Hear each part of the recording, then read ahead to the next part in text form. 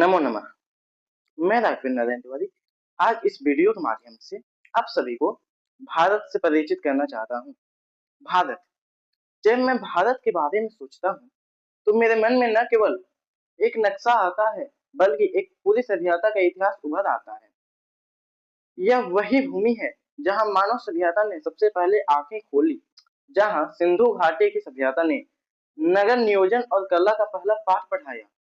फिर वेदों की वाणी ने ज्ञान की ज्योति जलाई। ऋषियों ने कहा सर्वे भवन्तु सुखिनः और यह भावना भारत की आत्मा बन गई। यहाँ महाभारत में धर्म की रक्षा के लिए युद्ध हुआ और रामायण ने मर्यादा का संदेश दिया। समय आगे बढ़ा। मौर्य और गुप्ता साम्राज्यों ने भारत को स्वर्ण युग दिया। विश्वविद्यालयों से लेकर विज्ञान तक भारत ज्ञान का केंद्र बना। चाणक्य की नीतियों से लेकर आर्यभट्ट के गणित तक भारत ने दुनिया को सोचने का तरीका सिखाया। फिर इतिहास ने करवट ली। मुगल काल में कला, स्थापत्य और संस्कृति का नया रूप सामने आया। ताजमहल जैसी रचनाएं भारत की सौंदर्य दृष्टि की पहचान बनी।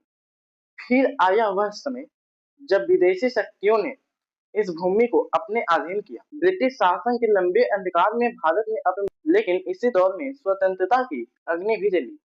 1857 का विद्रोह, 1920 का असहयोग आंदोलन, 1930 का दांडी मार्च और 1942 का भारत छोड़ो आंदोलन, हर घटना ने हमें आजादी की और करीब पहुंचाया।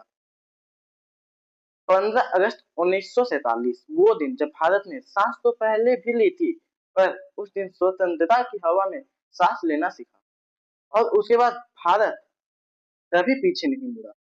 आज का भारत विज्ञान, तकनीक, रक्षा, शिक्षा और संस्कृति हर क्षेत्र में, चांद पर तिरंगा लहराने वाला चंद्रयान-3 हो, मंगल पर जाने वाला मंगलयान हो या विश्व को आयुर्वेद और योग का संदेश देने वाला भारत, हम हर दिशा में आगे बढ़ रहे हैं। लेकिन मेरी दृष्टि में भारत की असली शक्ति न तो मिसाइलों में है और न मशीनों में, बल्कि भारतीय लोगों के दिलों में है। हमारे यहाँ गांव का किसान, शहर का विद्यार्थी, सैनिक की वर्दी और माँ की ममता सब मिलकर भारत माँ बनते हैं। भारत मेरे लिए एक भावना है जो इतिहास की मिट्टी से महकती है और भविष्य के सपनों से चमकती है। यह देश मुझे सिखाता है कि परंपरा और प्रगति साथ चल सकते हैं। हम वो राष्ट्र हैं जहाँ वेदों की गूंज और आधुनिक प्रयोगशालाओं की ध्वनि दोनों एक ही धरती पर सुनाई देती है। अंत में मैं बस इतना कहना चाहता हूँ, भारत मेरे लिए केवल एक देश नहीं बल्कि एक निरंतर यात्रा है, सभ्यता से संस्कृति तक, संस्कृति से समरसता तक।